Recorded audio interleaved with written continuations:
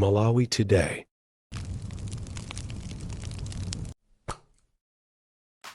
Tikupasirani nyimbo yatsopano yochokera kwa Charles Nsako. Paja mkulu amene anali ku chipani cha MCP pano wabwera ku chipani cha DPP. Tate ndimvere kuti akuti bwanji mkulu amene.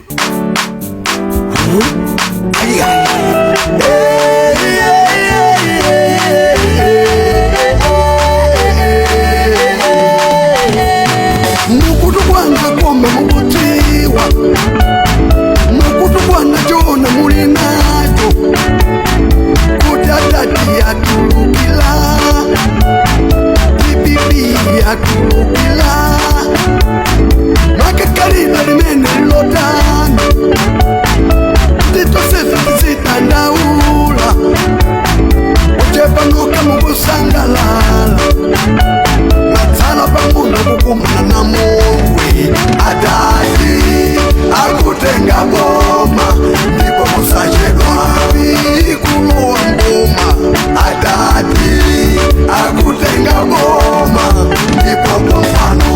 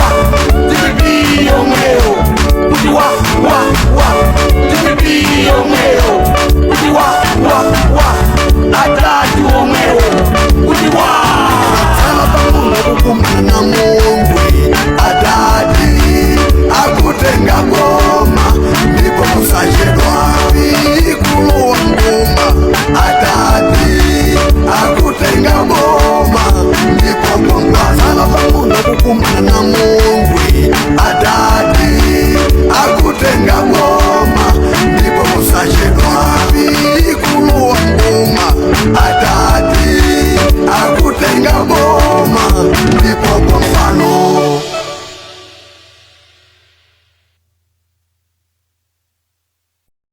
Imeneyotu inali nyimbo ya Charles Nsako yochemerera DPP kuti ilowaso mboma.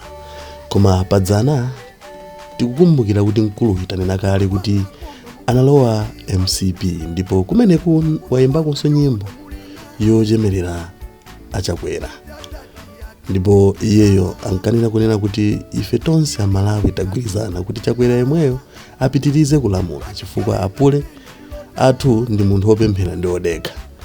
Kodi lero apule aja ayipanso?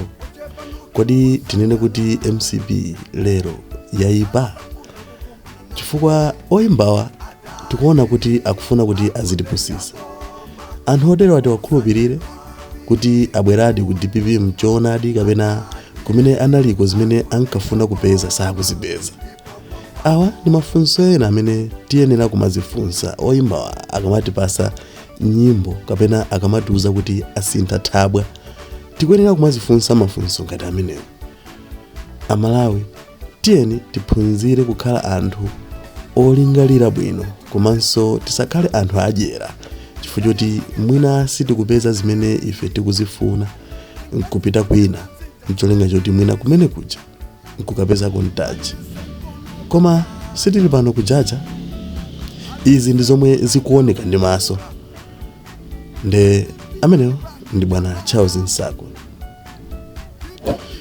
amene Mungu atipeza kumene. Please subscribe to the channel, comment, like, share. Osaiwala kupanga turn on notification bell kuti zambiri samakuphonyeni pano pa Malawi lero.